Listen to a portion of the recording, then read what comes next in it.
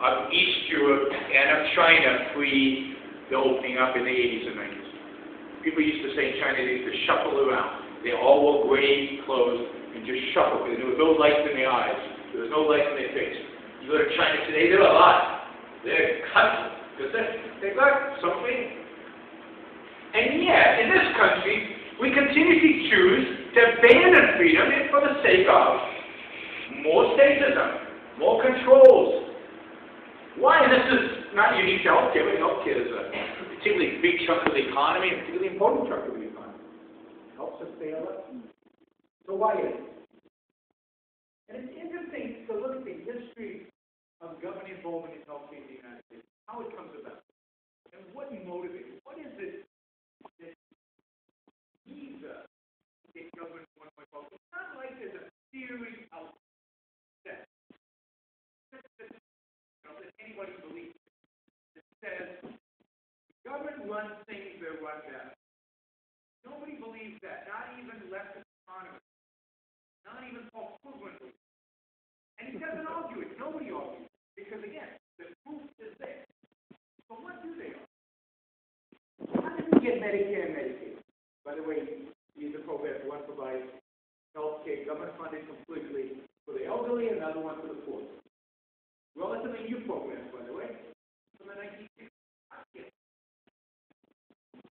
Well, the argument wasn't this makes more economic sense. This is how you structure a healthcare system to provide. No. The argument was there's some people here that are not getting as good of a healthcare as they need. They really need better healthcare. They're not getting as good healthcare as this other group over here. And their need, we need to fulfill it.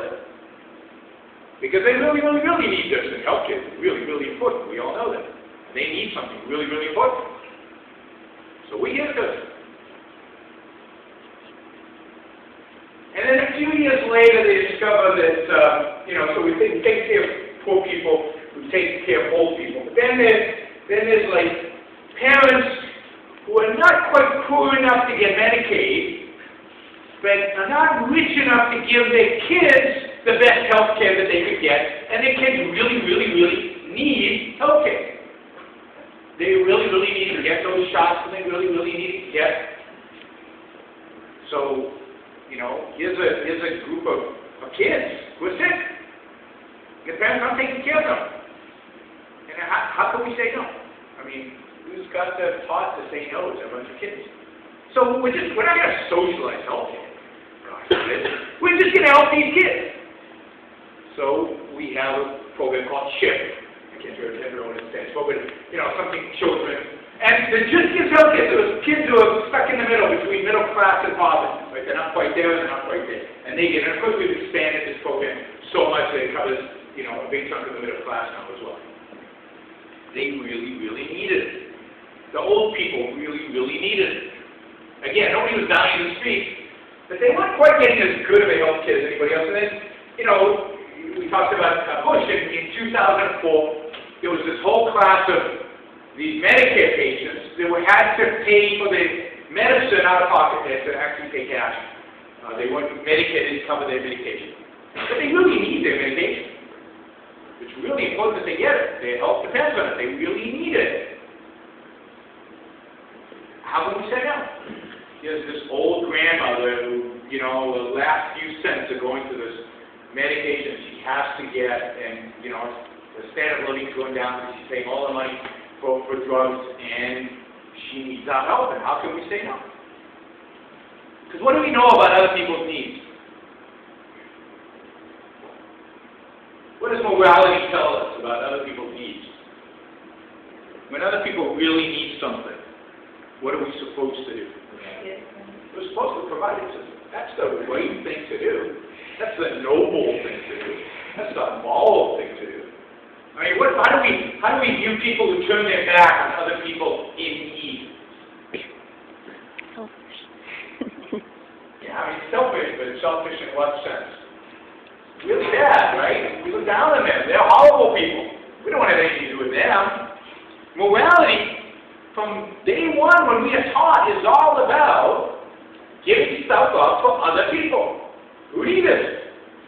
And And the more they need it, the more you're supposed to give them, or the greater the imperative that you give them. If they're just starving a little bit, you should give them food. But if they're really starving, you have to give them food. And not, you're an immoral SOB. Morality is about helping those in need. That's it. So how can we not help them? And helping them means, it means forcing all of you guys, forcing really all of us, to chip in just a little bit. It's not that much. Just a little bit to give them. Right? Every one of these programs just seemed pretty small when it was started. It was just each one of us helping somebody who really, really needs it. And this is if you go government program after government program after government program, they all are based on this notion. They all are based on this ethic, on this morality that says that you owe a duty. It is your moral responsibility. It is the very essence of morality to take care of those in need. Being selfless is the greatest virtue possible. Even in sports, the selfless player is the one that's considered the greatest. Of course, the fact that he won in the end by passing the ball. But selflessness is the virtue in our culture. Placing the well-being of others as the most important thing is a virtue in our culture. People who take care of themselves and turn their back on other people in need are viewed as villains. They're the bad guys. They're horrible. So, whether you're Republican or Democrat, it doesn't matter. The Republicans do it slow because they're the mean party, right? They're meaner. So they're willing to turn their back a little bit on people. And the Democrats want to embrace the needy all out quickly and get it over with, right? But neither one of them can actually turn their back on these people's needs. And you tell them, you explain them, you sit them down, and you show them economically that if they socialize, if they take care of all these needs, if they socialize out of healthcare, everybody's worse off. Healthcare deteriorates. Everybody is less healthy as a consequence. It doesn't matter. It doesn't matter. That's why the fact that it failed in Britain, or failed in Canada, or failed anywhere else, doesn't matter. Everybody's needs, this basic level, are taken care of, and that's okay. And as long as we're all equal, as long as we're all suffering equally, that's okay. Of course, what actually happens with the socialism? Do you actually have equality? I mean, again, somebody who lived under it, I can tell you that who gets the preferential healthcare treatment in a socialized system? The healthy. What's that? The healthy. The healthy. I mean, yeah, but let's say two people are equally sick. Who's going to get better treatment? Who's going to get ahead of the line? The one who knows the doctor. The one who knows the doctor better. The one who knows the bureaucrat who owns the doctor. In Hebrew, there's a word for it. It's called protexia. Protection. It comes from English. It's not really Hebrew. It's who you know. It's like protection money. It's who you paid off. It's who it's who you bribe. And it's a whole culture that's built around this. My dad used to get phone calls from the mayor, whose second cousin, third, from his mother's side or whatever, was sick and could he bump him in line? Because it's all about lines. How do you don't have money, money doesn't serve as a way to discriminate. It's a line. Everybody is free. And everybody wants everything. Everybody wants the MRI. How do you decide who gets it first? There's a line. And how do you bump yourself up in line? Based on who you know. So, but ideal is this egalitarianism. Everybody gets the same. And the fact that everybody gets the same really, really bad healthcare, nobody cares. I give you just one other example of this. The Europeans and the Canadians want us to have socialized medicine, which is crazy for them. Because they benefit enormously from the fact that we're a little frightened. Why is that? Well, over half of all research and development in medicine happens in the United States. Almost all the innovation in medicine happens here. Almost all drug development happens here. Now, why is it? Well, there are two reasons. One, because they're free to do those things here. Different doctors can do different procedures, can use different drugs. There's competition, there's choice. They're not told by, what Obama called this board, best practices board, or whatever the board is going to be, to decide what doctors should, you get disease X, you match it up with treatment Y plan. That's not how medicine is done in the United States. Doctors can choose what treatment, and they can experiment, and they can do radical things. But if the government runs it, everything's going to have to match. Everything's going to be a government board that says, this kind of cancer gets this drug, this kind of chemotherapy, this many weeks. It's not going to be individualized. Everybody's talking about personal medicine. We're moving towards personal medicine. They'll get you a DNA, and they'll match you up with specific medication. That'd be great. That's the real advancement of medicine. Can't happen when you socialize everything. So we develop all these drugs because we have this ability to experiment. But not only that, who pays more for their drugs? We or the Europeans and the Canadians? Well, we do. You know why we pay more? Well, because Canada goes to the drug companies and says, you want to sell, what's the cholesterol-lowering drug? Lipitor. You want to sell Lipitor in Canada? Fine. Here's the price.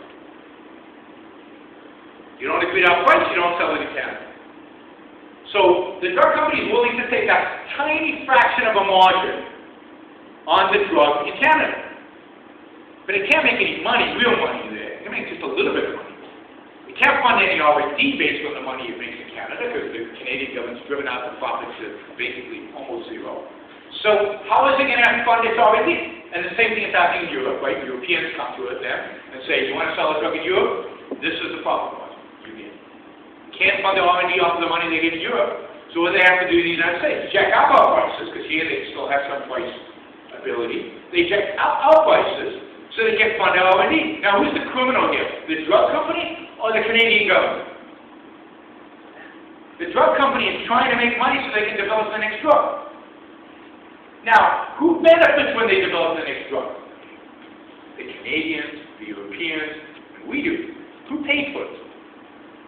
We did. They are freeloading off of us. They freeload off of our technology, our innovation, our drug prices, all of that. The Europeans socialize medicine. I mean, the worst thing that could happen to European and Canadian medicine is if we socialize medicine in the United States, because they lose all that. If the American government starts buying drugs, drug companies just wouldn't do any more R&D because there wouldn't be any money for R&D. And not only would we suffer from that, so would the Europeans and Canadians.